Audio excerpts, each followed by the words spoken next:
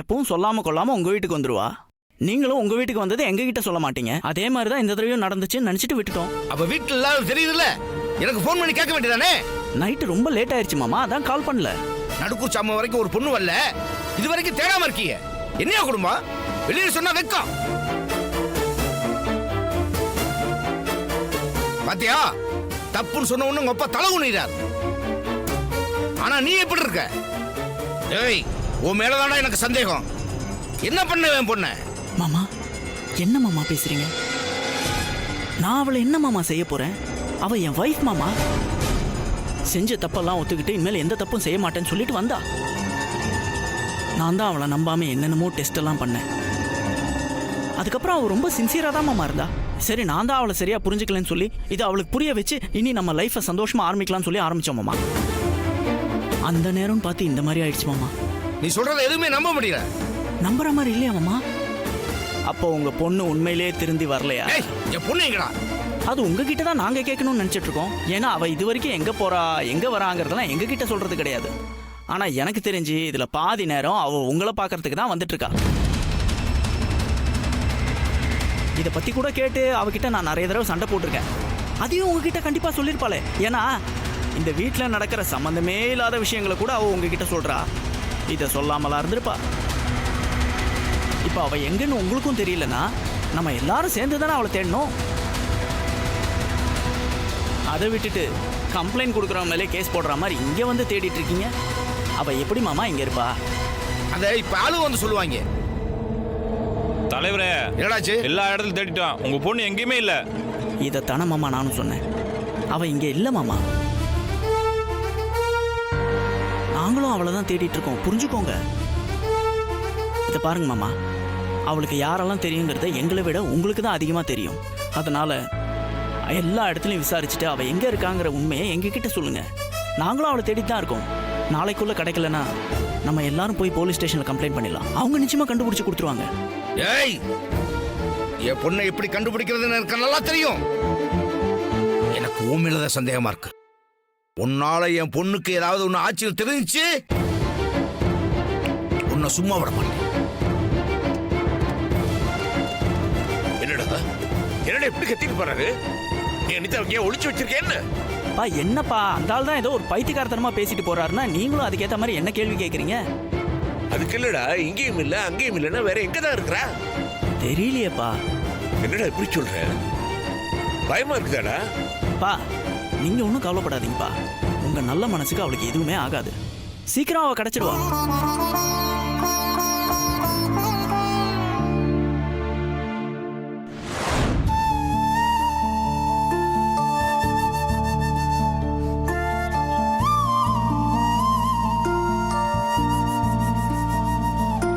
எவ்வளவு சொன்னாலும் அறிவே இல்ல. அறிவு கட்ட முண்டோ. ஏண்டி என்ன திட்டுற? வாங்கின சாமான்லாம் கரெக்டா இருக்கான்னு செக் பண்றேன், அதுக்கு போய் திட்டுற? நான் உன்னை திட்டல. வேற யாரு திட்டுன? ஐயோ, நம்மள பார்த்து சிரிக்கிறாரே. பதிலுக்கு சிரிச்சா இவ நமக்கு பாட கட்டிட்டு தான் மறுவேலை பாப்பா. முதல்ல இவளதான் சொல்லி சமாளிப்போம். பாத்தியாடி, பண்றதெல்லாம் பண்ணிட்டு ஜெமினி கணேசன் மாதிரி சிரிச்சிட்டு நிக்கிறத ஓய் அப்படியே ஒரு மூஞ்சில குத்து விட்டுட்டு வரட்டா? அதெல்லாம் ஒண்ணு வேண்டாம். நீ வா. எங்கடி இந்த பக்கம் போற? நம்ம இந்த பக்கம் போறோம். வாங்குறேன்ல. ஏய் வா. கல்பனா, ஏய் இது நம்ம வீட்டுக்கு போற வழி இல்லடி. இப்படி போனா சுத்துடி. கொஞ்சம் தூரம் எக்ஸ்ட்ரா நடந்தா குறைஞ்சு போயிட மாட்டேன். ஏய் கல்பனா, உனக்கு இன்னும் அவர் மேல ஒரு இது இருக்குல்ல? எது? Soft corner. இல்லடி, எதுக்கு இப்ப என்ன நீ இப்படி சுத்தி சுத்தி கூட்டிட்டு வர? எனக்கு எங்கேயாவது கோவம் வந்து அவரை போய் கண்ணா பின்னா திட்டிட கூடாது தானே? உன்னை விட கேவலமால நான் அந்த ஆளை திட்டிட்டேன். அந்த ஆளுக்கு சூடு சொரணெல்லாம் இல்ல, அதான் திரும்ப திரும்ப வந்து நிக்கிறாரு. அந்த ஆளு மூஞ்ச பாக்க பிடிக்காமதான் நான் உன்னை இந்த பக்கம் கூட்டிட்டு வந்தேன். பேசாம போலீஸ் ஸ்டேஷனுக்கு போய் கம்ப்ளைண்ட் கொடுத்துரு. போலீஸ்லயா? என்னன்னு கொடுப்ப? அதான் பின்னாடி வந்து டார்ச்சர் பண்றாருன்னு. ஏய், அவர் எங்கடி பின்னாடி வராரு? முன்னாடி தானே வராரு. வா. ஏய், இது பாரு, கட்டின புருஷன் பின்னாடியே வராருன்னு போலீஸ்ல கம்ப்ளைண்ட் கொடுத்தா ஆக்ஷன் எடுப்பாங்களா போலீஸ்? சொன்னா கேளுடி. இப்ப எதுக்கு முறைக்கிற? அப்படி என்ன நான் தப்பா கேட்டேன்? நான் ஒன்னும் அதுக்கு முறைக்கல. வா. ஏய், கைய விடுறி. என்ன சுத்தி சுத்தி வந்துட்டு இருக்க? இப்ப அவர் அந்த தெருக்கு வந்தாருன்னா அங்க இருந்து சுத்தி வேற இடத்துக்கு போவியா? இப்படியே சுத்திக்கிட்டு இருந்தோம் கடைசியில நம்ம ஆந்திரா பார்டர்ல தான் போய் நிப்போம். இப்பயே எனக்கு காலெல்லாம் வலிக்கிற மாதிரி இருக்கு. உனக்கு என்ன பிரச்சனை? அவர் முன்னாடி வந்து வந்து நிக்கிறதுனால தானே? நான் போய் நாக்க புடுங்குற மாதிரி 4 கேள்வி கேட்டுட்டு வரேன். அதுக்கப்புறம் அவர் உன் முன்னாடியே வரமாட்டாரு. அதெல்லாம் ஒண்ணும் வேண்டாம், வா போலாம். ஏன் வேணா? ஓ, நீ உன் புருஷனை திட்டலாம், நான் உன் புருஷனை திட்டக்கூடாது அதானே? என்னது ஒர்க் அவுட் ஆகும்னு பார்த்தா பொசுக்குன்னு கையை விட்டுட்டு சைலண்டா நிக்கிறா. போ, நீ என்ன கேட்கணுமோ அதெல்லாம் போய் கேட்டுட்டு வா.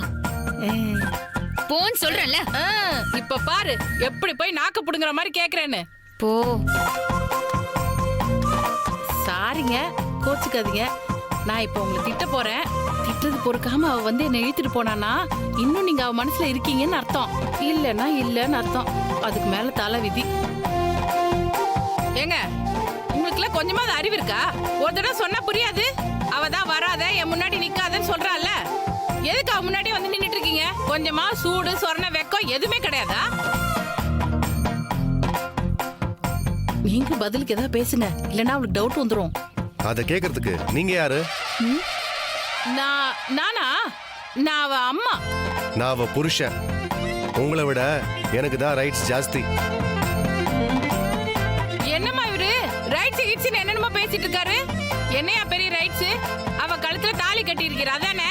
மா, அந்த தாலி கட்டி அந்த மூஞ்சில விட்டுறி. அதுக்கப்புறம் எப்படி உன் முன்னாடி வந்து நிக்கிறாரு நான் பாக்குறேன்.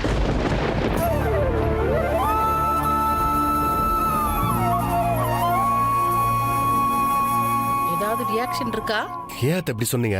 நிஜமாவே கட்டி தூக்கி எறிஞ்சிட்டா என்ன பண்றது? வாங்கி கழுத்துல மாட்டிக்க வேண்டியதா? தூக்கி எறிய மாட்டான்னு ஒரு நம்பிக்கை தான். என்னம்மா பாத்துட்டு இருக்க? வாமா, வந்து கட்டி மூஞ்சில விட்டுறி.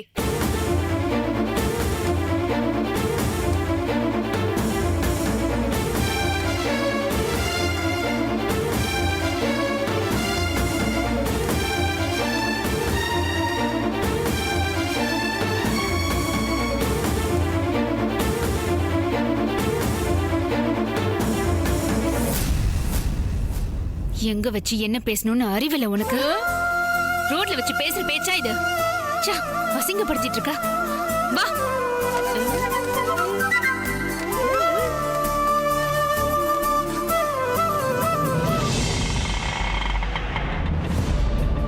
இந்தாங்க.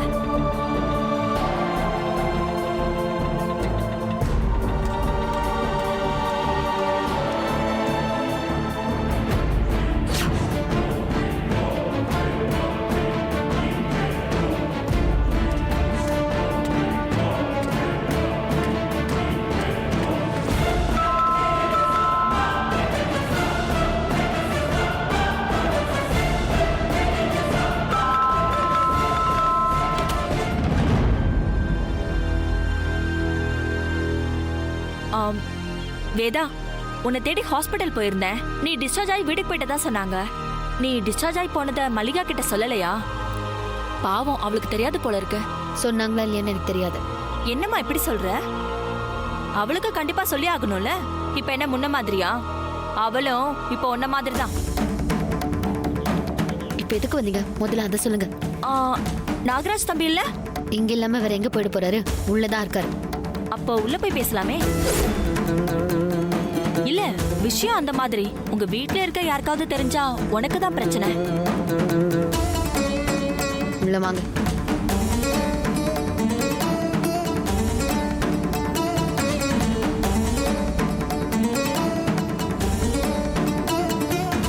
நல்லா இருக்கீங்களா தம்பி? என்ன விஷயம் சொல்லுங்க. மல்லிகா திரும்பவும் தற்கொலை பண்ண ட்ரை பண்ணிட்டாப்பா. அவளை காப்பாத்தி வைக்கிறதுக்குள்ள எனக்கு போதும் போதும்னு ஆயிடுச்சு.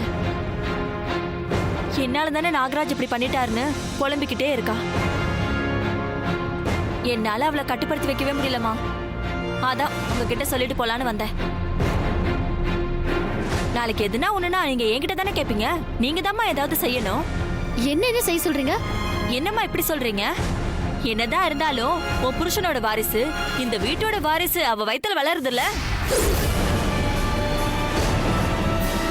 இப்ப அவ என்ன செய்வா சொல்லு? வேணா கலைச்சர்லான்னா முடியாதுன்னு சொல்லிட்டாங்க. சரி வளர்க்கலான்னா அந்த குழந்தைக்கு ஒரு அங்கீகாரம் வேணும்ல. இதுல நீதான் ஏதாவது பார்த்து செய்யணும். பாவம் அவ. இப்ப அவளுக்கு எல்லா ரைட்ஸும் இருந்தும் அவ எதுவுமே வாயை திறந்து கேட்க முடியாத அளவுக்கு இருக்கா.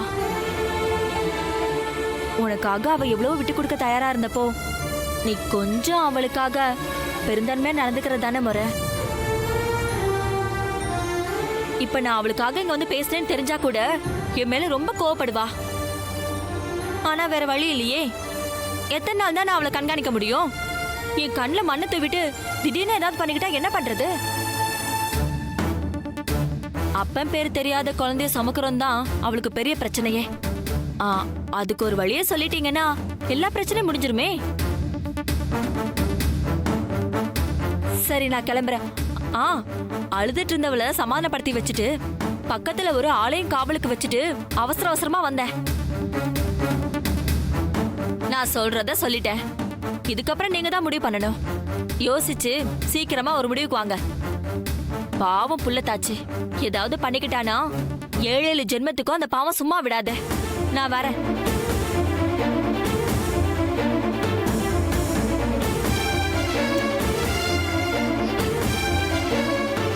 எல்லாம் உங்களால. இதுக்கு நான் என்ன பதில் சொல்ல முடியும்? எந்த தப்பும் பண்ணாம பாவத்தை நான் ஏத்துக்கணுமா? மனசாட்சி இல்லாத மனுஷன் நீங்க. அப்படின்னா குடிவெறி 2 பேரோட லைஃப் அழிச்சிட்டீங்களே. இதுக்கு யாரு பதில் சொல்றது? என்னன்னு பதில் சொல்றது?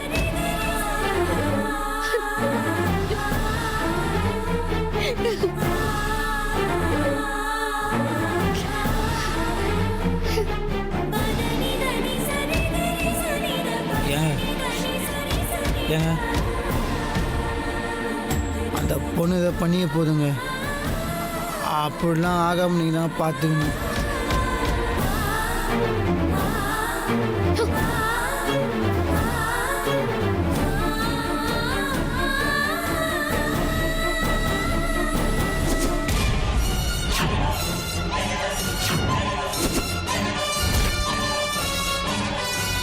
ஃபாலோ பண்ணி போயா.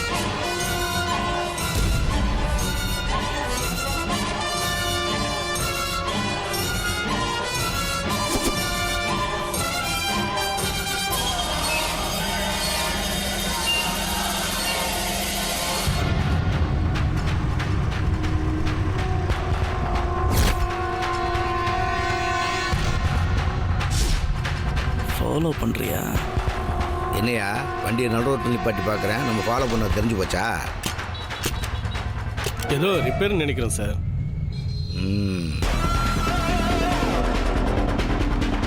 வண்டியை ஸ்டார்ட் பண்ணுறேன்.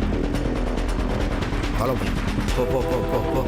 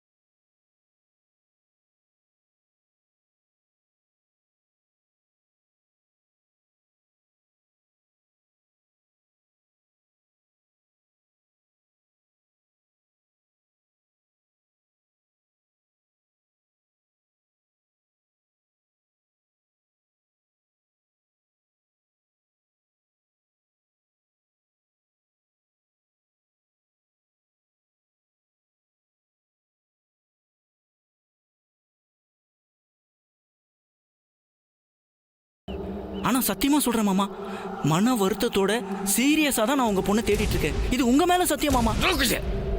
என்னை பார்த்தா கேளப்பாய் மாதிரி தெரியுதா? அப்படிலாம் தெரியல மாமா, பார்க்க பக்கா பிரில்லியன்ட் கிரிமினல் மாதிரி தான் தெரியுது. ஏய், இந்த கிண்டல் பேச்செல்லாம் வேற ஆள்கிட்ட வச்சுக்க. 1 மணி நேரத்துல என் பொண்ணு வரல. என்ன மாமா நீங்க என்னமோ நான் தான் உங்க பொண்ணை ஒழிச்சு வச்சு விளையாடிட்டு இருக்க மாதிரி 1 மணி நேரத்துல வரணும், 2 மணி நேரத்துல வரணும் டைம்லாம் சொல்லிட்டு இருக்கீங்க.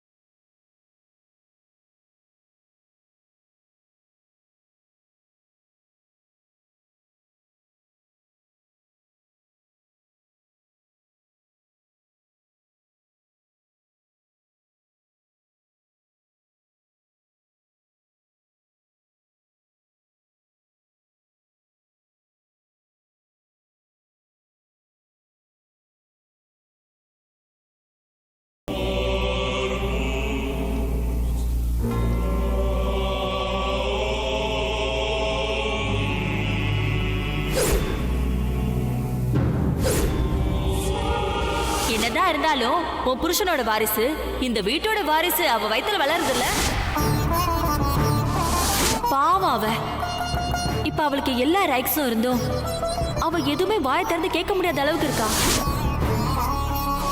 இந்த பொண்ணு இதை பண்ணியே போதுங்க. அப்படிலாம் ஆகாம நீங்கள் தான் பார்த்துக்கணும்.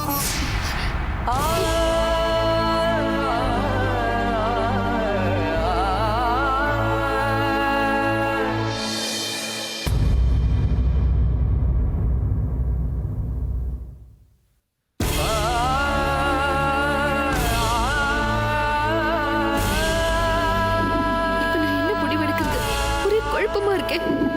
கடவுளே, என்னை ஏன் இப்படி சித்திரவதை பண்ற? அப்படி நான் என்ன பாவம் பண்ண? இவரை விட்டுட்டு எப்படி என்னால போக முடியும்? எல்லாமே இவர் தான் இருந்துட்டேன். இவரை பிரிஞ்சு எப்படி என்னால வாழ முடியும்னு தெரியல. ஆனா இதுக்கப்புறமும் இவரோட சேர்ந்து வாழவே முடியாது. பிரிஞ்சு போறதா இருந்தா வீட்டுல உள்ளவங்க கிட்ட நான் என்னன்னு சொல்றது? மாமா இதை எப்படி தாங்கிக்குவாரு? வீட்டை விட்டு நான் போயிட்டா இவர் செஞ்ச தப்புக்காக நான் வீட்டுல உள்ள எல்லாரும் மனசையும் கஷ்டப்படுத்த வேண்டியதா ஆயிடும். இந்த பிரச்சனையை எப்படி ஹேண்டில் பண்றதுன்னு தெரியலையே.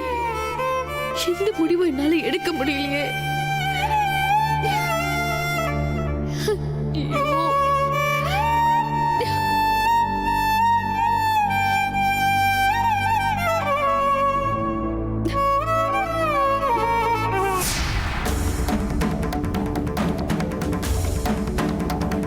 வேறு வழியே இல்லை. இதுதான் முடிவு. அதை நான் இப்பவே செஞ்சாகணும்.